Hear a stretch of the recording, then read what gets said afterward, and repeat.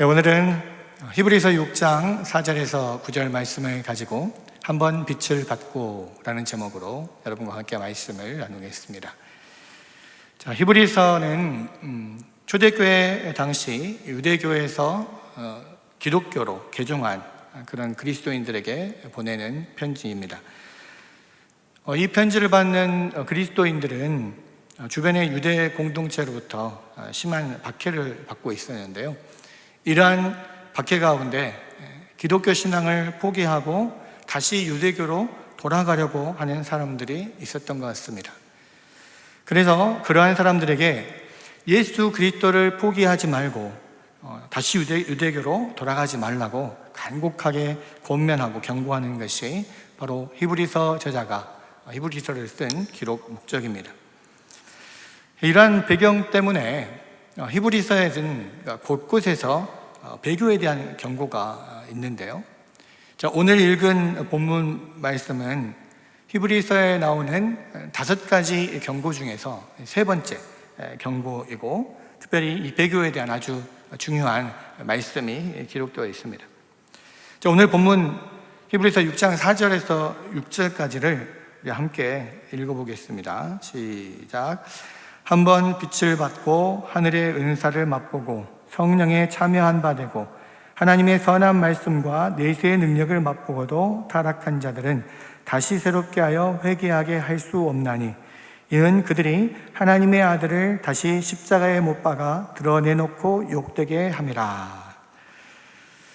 자, 이 구절은 기독교 역사상 굉장히 많은 논란이 되었던 구절 중에 하나입니다. 자, 이 구절을 읽어보면 은혜를 받고 예수님을 믿고 상당한 영적인 진보를 이루었던 사람도 중도에 타락해서 구원에서 탈락할 수 있다, 이렇게 말하고 있는데요. 자, 로마서 8장에 보면 사도 바울이 하나님께서 그의 아들의 형상을 본받게 하시기 위해서 미리 정하시고 부르시고 의롭게 하시고 영화롭게 하신 이들은 그 어떤 것도 하나님의 사랑에서 끊을 수 없다라고 하는 그런 말씀, 일명 칼빈의 예정설과 상충되지 않냐라고 하는 것 때문에 굉장한 논란이 있었던 구절입니다. 그러나 이 말씀은 진실한 크리스찬도 구원에서 탈락할 수 있다는 것을 논증하는 것도 아니고, 또 한 번 믿었다가 중도에서 신앙생활을 포기했던 사람은 하나님께 버림을 받아서 다시는 영원히 회복될 수 없다라고 하는 것을 말하는 것도 아닙니다. 이 말씀의 키포인트는요, 6장 1절 2절에서 찾을 수가 있는데, 6장 1절 2절 한번 읽어보겠습니다. 시작. 그러므로 우리가 그리스도의 도의 초벌을 버리고 죽은 행실을 회개함과 하나님께 대한 신앙과 세례들과 안수와 죽은 자들의 부활과 영원한 심판에 관한 교훈의 터를 다시 닦지 말고 완전한 대로 나아갈지니라. 자, 여기 이절 마지막에 보면 완전한 대로 나아갈지니라 라고 합니다. 그러니까 신앙이라고 하는 것은 마치 자전거를 타는 것과 같습니다. 그래서 자전거를 탈 때 넘어지지 않는 최선의 방법은 멈추지 않고 계속 자전거 페달을 돌리는 거죠. 우리가 내리막길이라고 해서 간혹 페달을 안 밟고 그냥 가만히 멈추어 있을 때가 있습니다. 만약에 우리가 내리막길에서 그렇게 페달을 안 밟고 계속 멈춰 있으면 어느 순간 내리막이 끝나는 때가 있거든요. 그래도 페달을 안 밟으면 어떻게 됩니까? 결국은 중심을 잃고 흔들리고 그리고 넘어지게 되는 거죠. 신앙생활도 마찬가지입니다. 신앙이 흔들리지 않으려면 멈추지 말고 계속 신앙의 페달을 밟아야 돼요. 신앙의 진보가 계속 전진해서 앞으로 나아가야 하는 겁니다. 그래서 이 세 번째 경고, 세 번째 권면이 시작되는 5장 11절부터 이 6장 마지막 절까지는 영적으로 어린아이 상태에 머물러 있는 히브리 수신자들에게 초보적인 신앙 수준에서 머물러 있지 말고 더 성숙한 단계로, 더 완전한 대로 나아가라고 권면하고 있는 거죠. 그리고 이어지는 6장 4절에서 6절까지 보면 이렇게 완전한 대로 나아가려고 노력하지 않는 사람, 그러니까 영적인 페달을 계속해서 밟지 않고 멈추어 있는 사람들에게 어떤 일이 벌어질 수 있는가 하는 것을 경고하는 내용인 거죠. 그게 이제 가장 최악의 경우는 배교입니다. 그런데요, 이런 배교의 상황은 최악의 경우를 가정에서 이야기하는 것이 아니고 실제로 그 당시에 기독교인들에게 일어나고 있었던 일이고, 그리고 지금도 언제든지 일어날 수 있는 일이라는 것을 우리가 기억해야 합니다.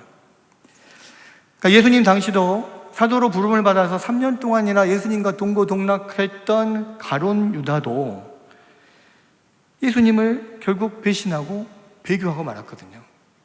하물며 일주일에 한 번 겨우 예배에 참석하고 그것도 대부분 졸다가 집으로 돌아가는 현대의 많은 크리스찬들은 얼마나 그 신앙이 위태로울지 정말 우리가 정신을 바짝 차리고 우리의 신앙을 돌아봐야 하는 것입니다. 그런데 정말로 여기서 말하는 것처럼 은혜 받고 열심히 신앙생활을 하고 있는 신실한 크리스찬도 타락해서 구원에서 탈락할 수 있는가?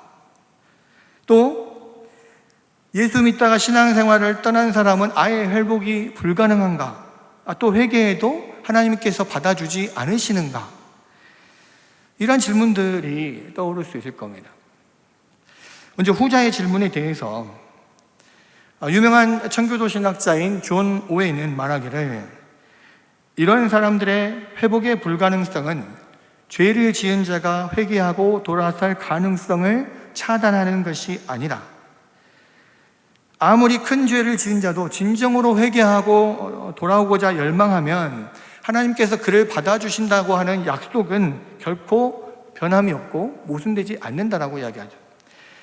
오해는 본문이 말하는 회심이 불가능한 자들은 심지어 돌아오려고 하는 열망조차도 없는 사람들, 그런 사람들에게 해당되는 것이고, 이것은 결국 하나님의 준엄하신 심판의 결과다 이렇게 이야기를 합니다. 그러니까 회개하지 않는 것 자체가 하나님의 심판이 임한 거라는 거예요. 출애굽기에서 애굽 땅의 바로의 마음을 강팍하게 하신 이가 하나님이시듯이 하나님께서 그들의 마음을 강팍하게 하시고 그들의 지성은 물멀게 하시고 또 감각적인 정욕에 빠지도록 내버려 두신다는 것입니다. 그러나 이렇게 돌이킬 수 없는 심판은 참으로 회개하고 돌이키려고 하는 사람들과는 전혀 관계가 없고 오직 더 이상 가망이 없는 사람들을 향한 그런 것이라고 오해는 이야기를 하죠.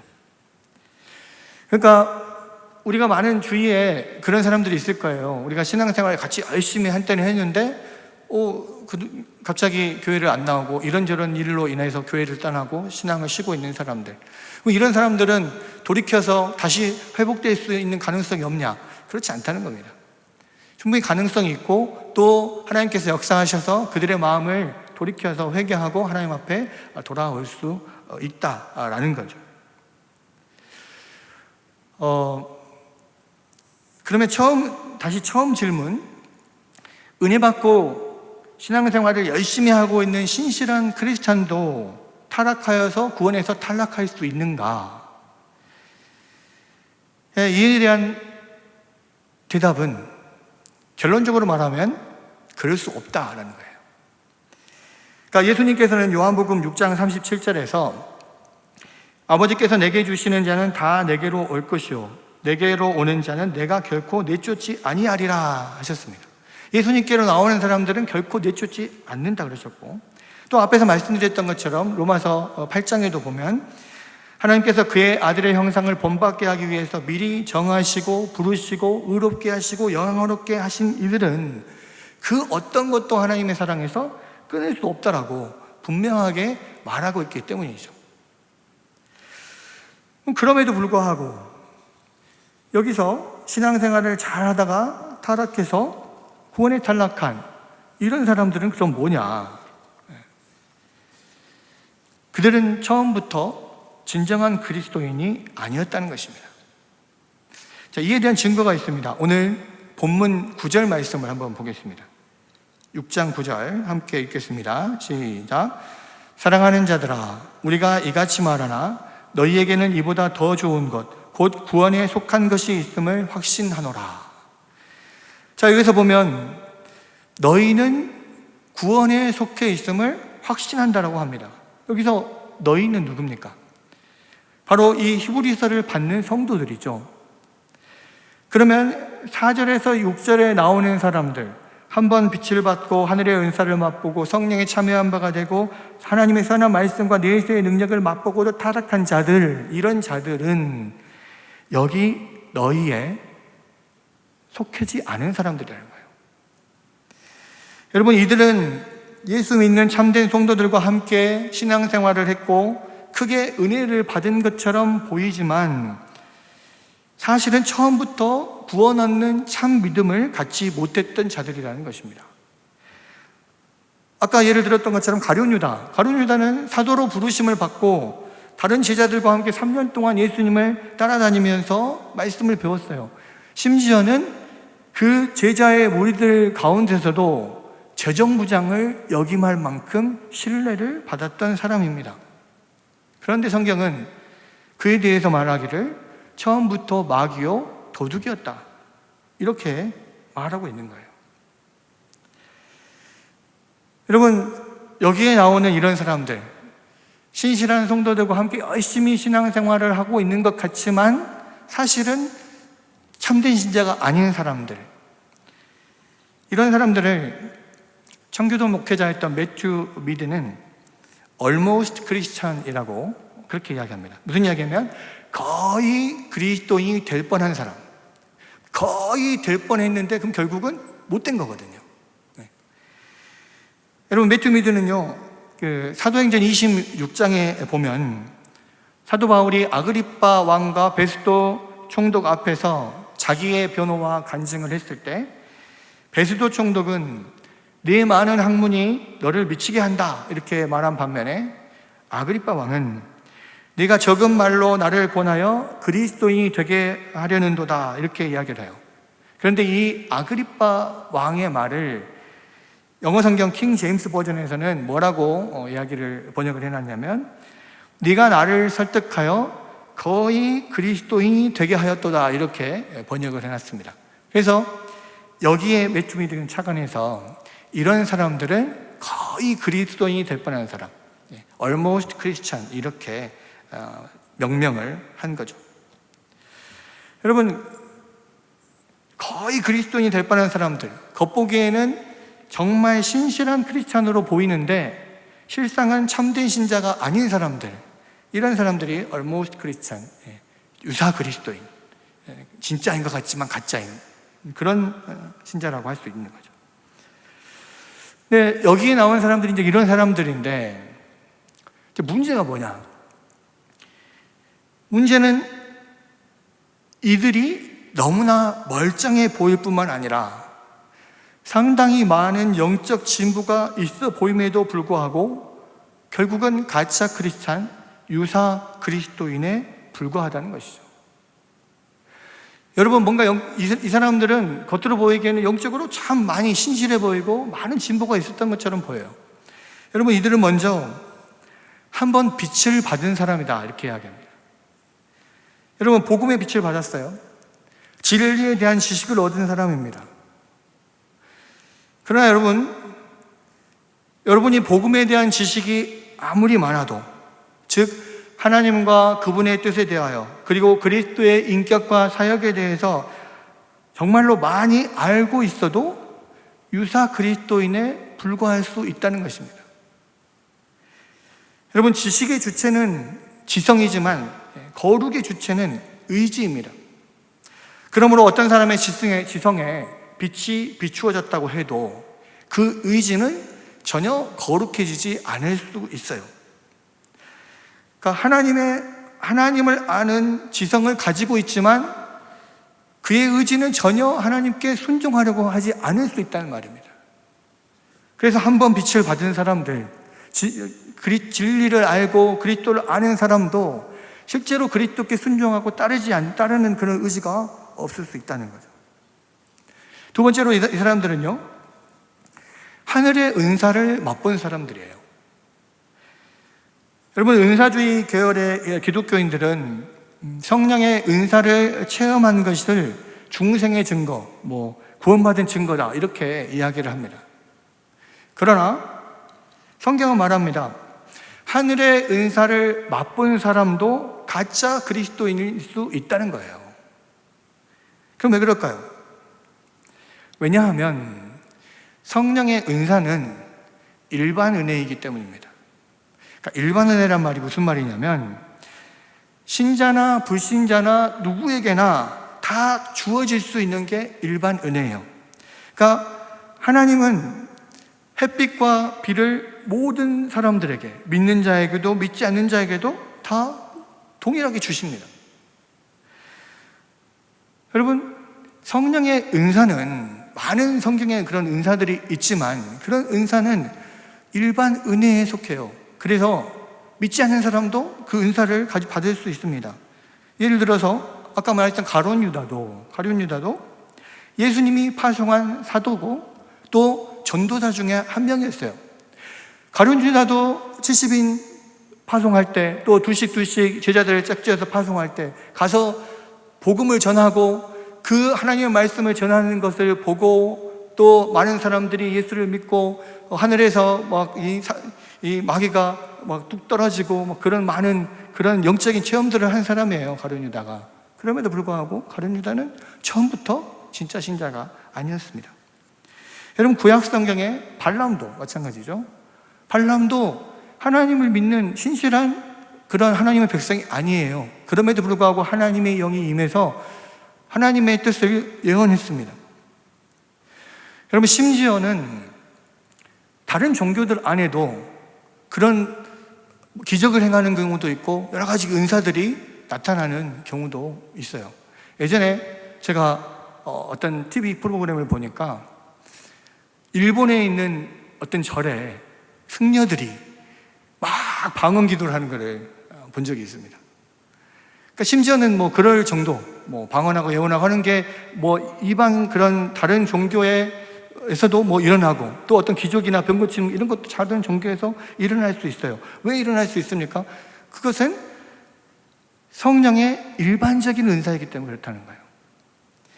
여러분, 성령의 특별한 은사가, 특별히 일반적인 은사 말고 특별한 은사가 따로 있습니다. 이 특별한 은사는 뭐냐면, 특별한 은혜가 뭐냐면 바로 사람의 마음을 변화시키고 회개케 하여서 믿음을 갖게 하는 그런 은혜는 성령의 특별한 은혜이고, 이런 특별한 은혜는 태초부터 택하여 부르신 참 신자에게만 주어지는 것이라는 거예요.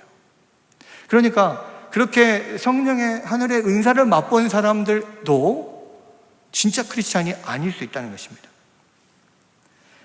세 번째로 여기는 보면 그들은 성령에 참여한 바 되었다고 했습니다. 비슷한 이야기인데요, 그들은 일시적으로 성령을 체험하기도 해요. 아까 발람 선지자 이야기처럼 하나님의 뜻을 예언했을 때 하나님의 영이 임했다 했습니다. 사울왕도 하나님의 영이 임해서 예언을 했어요. 사무엘상 10장 10절에 보면 그들이 산에 이를 때에 선지자의 무리가 그를 영접하고 하나님의 영이 사울에게 크게 임함으로 그가 그들 중에서 예언을 하니. 여러분, 이런 사람들에게 성령은 일시적으로 임할 수 있습니다. 그리고 어떠한 일들을 이룰 수 있어요. 하지만 성령께서 일시적으로 임하시지만 그곳에 거주하지는 않으세요. 성령을 보유할 수는 있지만 성령으로 태어나는 것은 아닐 수 있습니다. 성령께서 조명의 방법으로 그 안에 계실 수는 있지만 성화의 방식으로 계시지는 않습니다. 죄를 혹 깨닫게 하는 방식으로 역사할 수도 있지만 그러나 그 사람을 회개하는 방식으로 임하지는 않는단 말이에요. 네 번째로 그들은요, 하나님의 선한 말씀과 내세의 능력을 맛본 사람들입니다. 그러니까 그들은 말씀을 기뻐하기도 하고 또 말씀이 두려워서 떨기도 합니다. 자, 씨 뿌리는 비유에서 돌밭에 비유된 사람들은 말씀을 들을 때 기쁨으로 받으나 환난과 박해가 일어날 때 넘어진다고 했습니다. 헤롯 안디바도 세례 요한의 말을 크게 번민하면서도 달갑게 들었다, 그렇게 이야기합니다.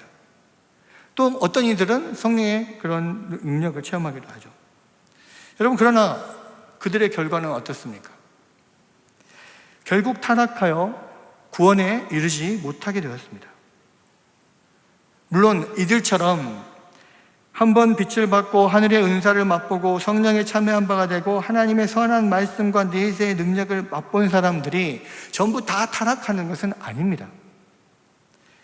그러나 대부분 많은 사람들이 그렇게 보일 때에 대부분은 진짜 진실한 크리스찬일 수도 있지만, 그러나 그렇게 그러한 진실한 크리스찬처럼 보이는 그런 가운데도 진짜로 그 마음이 하나님 앞에 온전히 회개하지 못하고 예수 그리스도를 온전히 의지하지 못하여서 정말로 구원에 이르지 못하는, 거의 다 크리스찬이 된 것 같지만 실제로 완전한 크리스찬은 되지 않은 그런 사람들이 존재한다는 거예요. 여러분, 우리가 이 부분에서 정말로 심각하게 생각해 봐야 합니다. 여러분, 이렇게 충만한 은혜와 은사를 받고 열심히 신앙생활을 하는 사람들조차 진짜로 구원받은 사람이 아닐 가능성이 있다면, 성경의 지식도 없고 영적인 관심도 없고 그냥 마음의 변화도 없고 영적인 체험도 없고 그냥 신앙이 삶에 아무런 영향을 미치지 못하고 그냥 예배당만 왔다 갔다 하는 그런 사람들의 경우 과연 진짜 크리스찬이라고 말할 수가 있겠습니까? 여러분, 과연 그런 분들이 진짜 구원받은 백성일 수 있을까요? 여러분, 그러므로 우리는 우리 스스로 우리의 신앙을, 우리의 삶의 모습을, 우리의 마음을, 우리의 삶의 행실을 잘 들여다봐야 합니다. 목사님, 너무 겁주는 거 아닙니까? 우리 다 예수 믿고 구원받은 그런 진실한 크리스찬들인데요, 너무 겁주는 거 아닙니까? 이렇게 생각하실 분도 있어요. 그러나요? 여러분, 만에 하나 여러분 안에 정말 완전히 하나님 앞에 그 마음을 돌려드리고 온전히 회개하고 온전히 정말로 구원받는 참 믿음을 갖지 못한 사람이 있다면, 이거는 목회자로서 너무너무 안타까운 거예요. 여러분, 모든 사람들이 다 진짜 진실한 크리스찬이어도 이 안에 단 한 사람만이라도 정말 그런 거의 크리스찬이 될 뻔한 완전한 크리스찬은 아닌 그런 사람들이 있다면, 그런 사람들을 위해서 열심히 그 마음을 찌르고 이 말씀을 전하고 그렇게 해야 되는 것이 우리의 목회자의 사명이죠. 여러분, 그러나 청교도들이, 특별히 매튜 미디와 같은 그런 청교도들은요, 그때 당시에 많은 사람들이, 영국에 있는 모든 사람들이 다 신앙생활 잘하고 예수 믿는 사람들이라고 여겼던 그런 당시에 활동했던 그런 목회자들이에요. 근데 그런 목회자들, 그런 청교도들의 공통점이 무엇입니까? 계속해서 여러분들은 정말로 참 신앙 위에 거하고 있습니까? 여러분 진짜 크리스찬입니까? 이거를 계속해서 강조하고 되묻고 성경 말씀을 보여주고 그 성도들에게 계속해서 이 말씀을 가지고 권면하는 것, 그것이 바로 청교도들의 특징이거든요. 여러분, 우리나라가 그 당시에 영국처럼 그렇게 모든 사람들이 다 교회 다니고 크리스찬이라고 그렇게 말하는 그런 나라는 아닙니다만은, 그럼에도 불구하고 많은 크리스찬들, 많은 사람들이 교회를 다니고 있고, 교회를 다니는 많은 대부분의 사람들은 자기는 진실한 크리스찬이라고 여기고 나는 구원받았겠거니 라고 그냥 안심하고 살아가는 사람들이 얼마나 많을지 몰라요. 그런데 여러분, 우리가 어떻게 진짜 그리스도인지, 정말로 구원받은 백성인지 어떻게 알 수 있는가? 오늘 본문 말씀 보면요, 7절 8절 한번 보겠습니다. 7절 8절 함께 읽겠습니다. 시작. 땅이 그 위에 자주 내리는 비를 흡수하여 밭 가는 자들이 쓰기에 합당한 채소를 내면 하나님께 복을 받고, 만일 가시와 엉겅퀴를 내면 버림을 당하고 저주함에 가까워 그 마지막은 불사름이 되리라. 자, 무슨 얘기입니까? 우리가 맺는 열매로 우리를 판단할 수 있다는 겁니다. 하나님의 은혜의 비는 모든 땅에 다 골고루 내립니다. 그 비를 흡수하여서 밭 가는 자들이 쓰기에 합당한 채소를 내면 참된 크리스찬인 거고, 가시와 엉겅퀴를 내면 거짓 그리스도인 것입니다.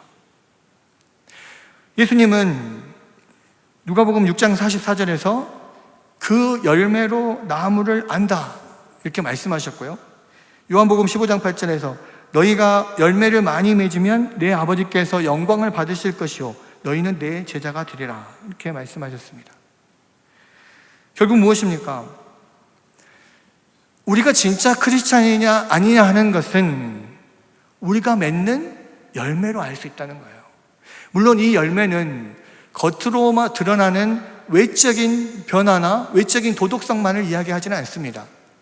분명하게 우리의 속에 있는 우리의 마음의 변화, 그리고 우리의 인격의 변화, 그런 우리의 인격의 열매와 삶의 행실의 열매, 그 두 가지를 다 합한 것이 바로 우리의 열매인데, 실제로 우리가 우리의 인격, 우리의 마음과 우리의 삶을 돌아봤을 때 이러한 열매들이 맺히지 않는다면 우리는 뭔가 지금 잘못된 길을 가고 있는, 어쩌면 거의 다 그리스도인이 된 것 같지만 사실은 아닌 그런 사람들일 수 있다라는 거예요. 여러분, 그리고 이러한 열매들이 우리 안에서 계속적으로 꾸준하게 맺어지는가, 우리가 이것을 살펴봐야 돼요. 그러니까 오늘 지금 그 히브리서 6장 4절에서 6절에 나오는 그 사람들은 그 말씀을 보면 특징이 하나 있습니다. 뭐냐? 한 번 빛을 받고, 또 뭐 성령의 은사를 하늘의 은사를 맛보고, 선한 말씀을 맛보고, 한 번 맛보고, 이러한 말들이 많이 나온단 말이에요. 그 말은 무슨 말입니까? 그러한 열매들이 있으되 지속력이 없단 말이에요. 여러분, 제가 아까 신앙이라고 하는 것은 자전거를 타는 것 같다고 그랬죠.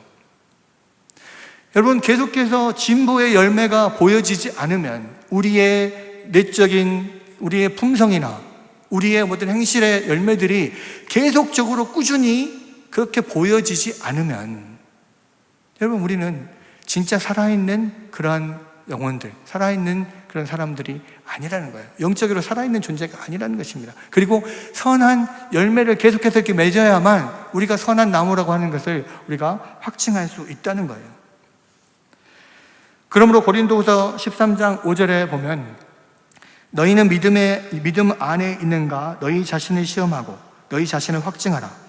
예수 그리스도께서 너희 안에 계신 줄을 너희가 스스로 알지 못하느냐? 그렇지 않으면 너희는 버림받은 자니라.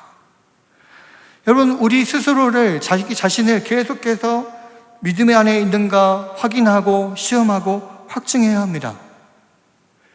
여러분, 그것을 스스로 확증할 수 없다면 우리는 버림받은 자라는 거예요. 또 여러분, 빌립보서 2장 12절에 보면 그러므로 나의 사랑하는 자들아, 너희가 나 있을 때뿐 아니라 더욱 나 없을 때에도 항상 복종하여 두렵고 떨림으로 너희 구원을 이루라. 이 말씀처럼 우리가 정말로 주님의 말씀에 항상 복종하고 두렵고 떨림으로 우리의 구원을 이루어 나가는 것, 그리고 그것을 확증하게 나가는 것, 계속해서 꾸준한 삶의 열매를 맺는 것, 이것만이 우리가 참된 그리스도인이라 하는 것을 증명하는 것이라는 거예요.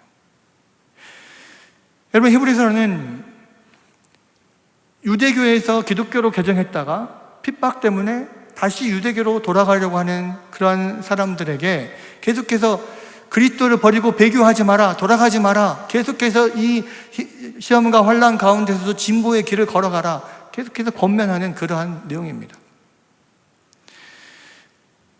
많은 환란과 어려움이 있습니다. 우리도 지금 코로나라고 하는 그런 시대의 전염병 때문에 신앙생활과 우리의 모든 삶에 많은 어려움들이 있어요. 그러나 그럼에도 불구하고 우리의 신앙은 계속해서 진보되어 나아가야 하고, 우리의 인격과 우리의 삶의 열매는 계속해서 선한 열매를 꾸준히 맺어가야 하는 것입니다.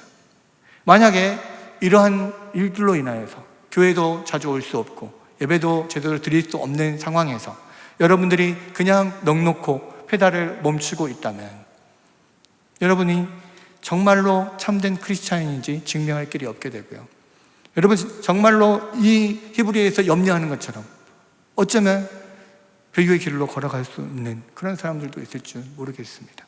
다시 한번 이 시대에 하나님 말씀을 붙잡고 온전히 이 주의 말씀을 온전히 붙들어 열매 맺고, 그렇게 우리가 정말로 하나님 앞에 참된 크리스찬이라는 것을 확증해 나가는 여러분들이 되시기를 주님의 이름으로 축원합니다.